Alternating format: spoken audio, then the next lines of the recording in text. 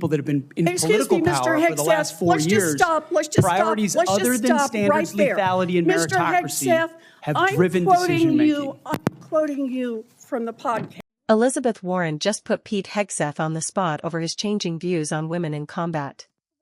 She confronted him with years of his own words, and then pointed to a stunning 32-day reversal. Her question was simple: what changed?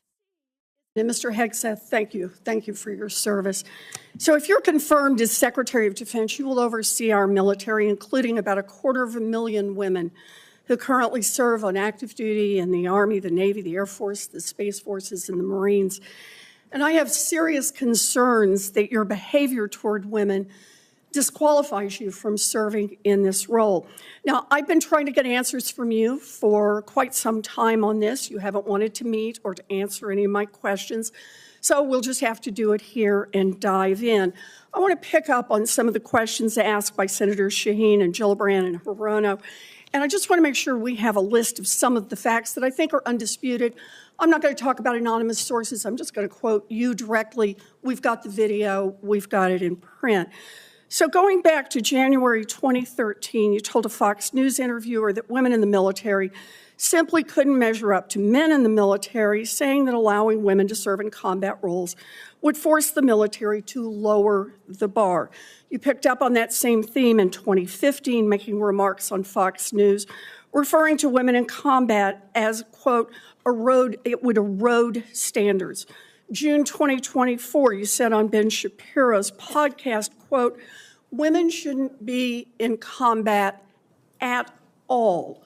And then, of course, we've talked about it in 2024. You published a book, and you say on page 26 of your book, we need moms, but not in the military, especially in combat units.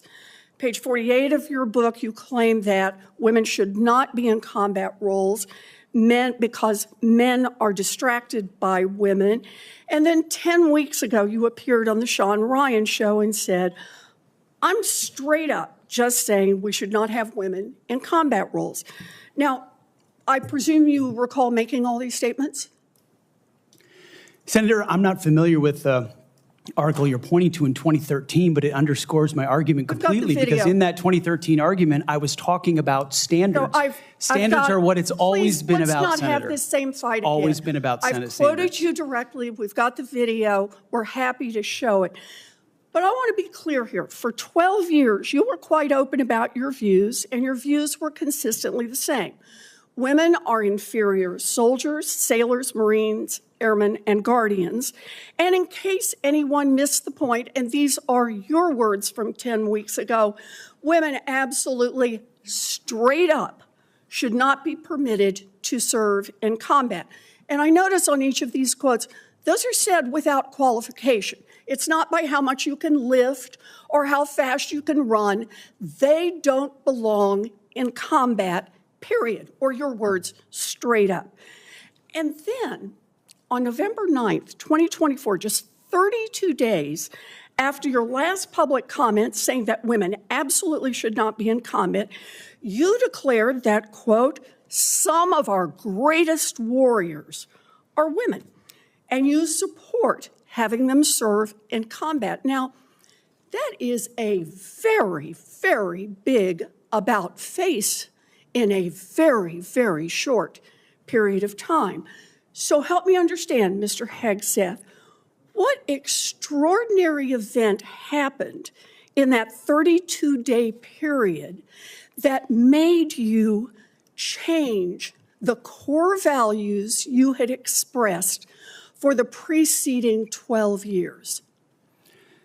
Senator, again, I very much appreciate you bringing up my comments from 2013, because for me, this issue has always been about standards. And unfortunately, because of some of the people that have been in political power for the last 4 years, priorities other than standards, lethality, and meritocracy have driven decision-making. I'm quoting you from the podcast. Women shouldn't be in combat at all. Where is the reference to standards, that they should be there if they can carry, if they can run? I don't see that at all, Mr. Hegseth. What I see is that there's a 32-day period in which you suddenly have another description about your views of women in the military. And I just want to know, what changed in the 32 days that the song you sang is not the song you come in here today to sing? Senator, the concerns I have and the concerns that many have had, especially in ground combat units, is that in pursuit of certain percentages or quotas, standards have been changed. And that makes the combat more difficult let me make a for everybody suggestion involved. about what happened in that 32 days. You got a nomination from President Trump. Now, I've heard of deathbed conversions, but this is the first time I've heard of a nomination conversion. And I hope you understand that many women serving in the military right now might think that if you can convert so rapidly your long-held and aggressively pursued views in just 32 days, that 32 days after you get confirmed, maybe you'll just reverse those views and go back to the old guy who said straight up, women do not belong in combat.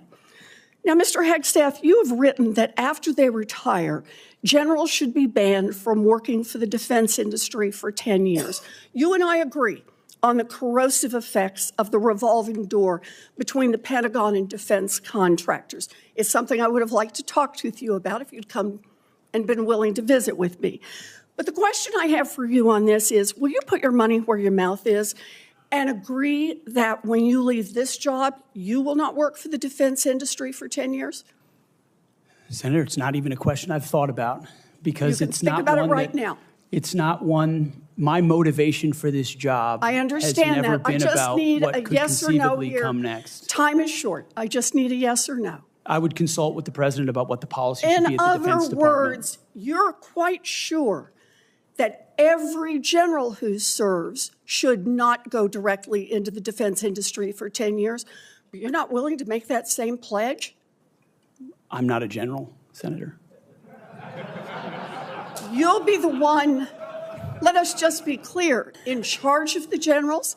So you're saying sauce for the goose, but certainly not sauce for the gander? I would want to see what the policy of the Oh, president I'll is. bet you would. Thank you, Senator Warren. Senator Elizabeth Warren confronted Pete Hegseth over one of the most consequential questions surrounding his record, his long-standing public statements about women serving in combat roles. Warren began by making clear that roughly 250,000 women serve on active duty across the U.S. military. Her concern was whether Hegseth's past statements about women were compatible with leading a military in which women already serve in critical roles. Rather than relying on anonymous reports or speculation, Warren walked through Hegseth's own public comments. She cited statements dating back to 2013 in which Hegseth argued that allowing women into combat roles could lower military standards.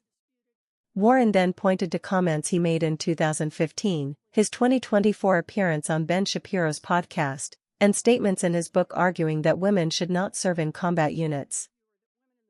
She also highlighted one of his most recent comments, in which he said he was straight up opposed to women serving in combat roles. Then Warren identified what she considered the central problem. Just 32 days after Hegseth's last public statement opposing women in combat, he declared that some of America's greatest warriors are women and said he supported women serving in combat. That dramatic change became the centerpiece of Warren's questioning. She asked Hegseth what had happened during those 32 days that caused him to change a position he had expressed publicly for more than a decade. Hegseth repeatedly returned to the issue of military standards. He argued that his concern had always been about maintaining standards and ensuring that combat units remained focused on lethality and merit. But Warren pressed him on the distinction between that argument and his earlier categorical statements. Her point was straightforward. There is a significant difference between saying women who meet the standards should serve and saying women should not be allowed in combat at all. Warren then delivered one of the sharpest lines of the exchange, joking that she had heard of deathbed conversions, but this was the first time she had heard of a nomination conversion. The implication was clear. Warren questioned whether Hegseth's sudden change reflected a genuine evolution in his thinking, or whether his position changed because he was seeking Trump's nomination to become defense secretary. She also warned that women currently serving in the military could reasonably question whether Hegseth's new position would remain intact once he had the authority of the Pentagon behind him. The questioning then shifted to another issue, the revolving door between the Pentagon and the defense industry. Hegseth had previously argued that retired generals should face a 10-year prohibition on working for defense contractors. Warren asked whether he would make the same commitment himself after leaving the Defense Department. Hegseth declined to give the yes or no answer Warren requested, saying he would consult with the president about the policy. Warren immediately pointed out the contradiction.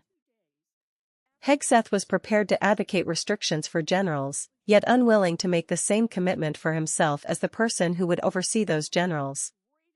The exchange ultimately became less about one isolated comment and more about credibility, consistency, and whether a nominee's stated principles remain firm once political power is within reach. For Warren, the issue wasn't simply whether Hegseth currently says he supports women serving in combat. It was whether his record demonstrates that he can be trusted to maintain that position once he becomes Secretary of Defense.